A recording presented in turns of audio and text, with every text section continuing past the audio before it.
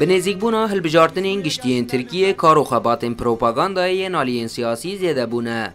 به تایبت جهپکو لگل 5 پارتیین اپوزیسیون چاوه ویل دستلاته جبو به دست خستنا دنگین کردان سردان این خوین بو باکوری کردستان زیده کرنه.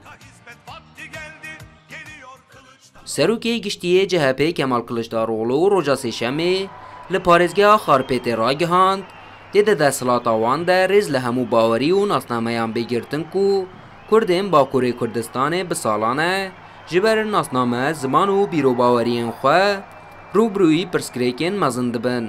Kimlik üzerinden siyasete hep karşıyım. Ez li dijî siyaseta li ser nasnameyê me. Ji destpêkê ve ez li dijî vê me. Divê nasnameya ti kesî nebe mijara siyasetê. Nasnameya her kesê şerefa wî ye. Li ser serê min cihê xwe heye.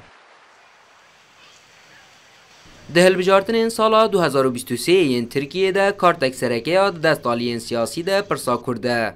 Desthilata AKP piştî avakirina hevpeymaniya Cumhur li gel MHP red dike ku pirsekbûyînavî li Tirkiyeyê hebe. CHP navnîşana çareseriya wê pirsê weke parlamentoya Tirkiyeyê nîşan dide. Hevserokê giştiyê Partiya Demokratîk a Gelan HDP duwê bawerê de ye ku pirsa Kurd tenê bi sîstema parlamenteriya bihêzkirî nayê çareserkirin û tekeziyê li guhertina rejîma Tirkiyeyê dike. Çok ağır tahribatlar yaratmıştır. Bu rejim değişmelidir. Bu iktidar değil. Ev rejim divê bê guhertin, ev desthilat divê bê guhertin. Em bi eşkere berdewambûna senaryoya vê rejîmê red dikin. Em rejîma dewletçî red dikin. Rejîma niha red dikin. Em çi pêşniyaz dikin? Em guhertina demokrasiyê pêşniyaz dikin. Tenê bi sîstemeke parlamentoyê ya bihêz nikare pirsgirêkên Tirkiye çareser bike ji bo vê yekê pêdivî bi sîstema demokrasiyê heye ku xelk tê de beşdar be û stûna wê ya herî girîng rêveberiyên xwe cihîne. Aliyên siyasiyên Tirkiye dizanin ku di hilbijartinan de dengên Kurdan yekalî kirin. Lê Partiya Deshilatê AKP ku di hilbijartinên borî de rêjeyeke girîng a dengên Bakurê Kurdistanê hebû, bi polîtîkayên xwe yên li beramber Kurdan, vê dawiyê dengên xwe ji dest dane.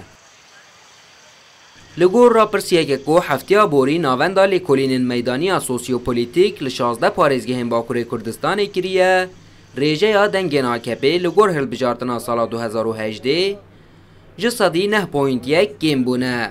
Li beramber de CHP bi rêjeya ji sedî 5.8 û HDP jî ji sedî 3.2 dengên xwe li wan parêzgehan zêde kirine. Ferdî Sak, Rûdaw.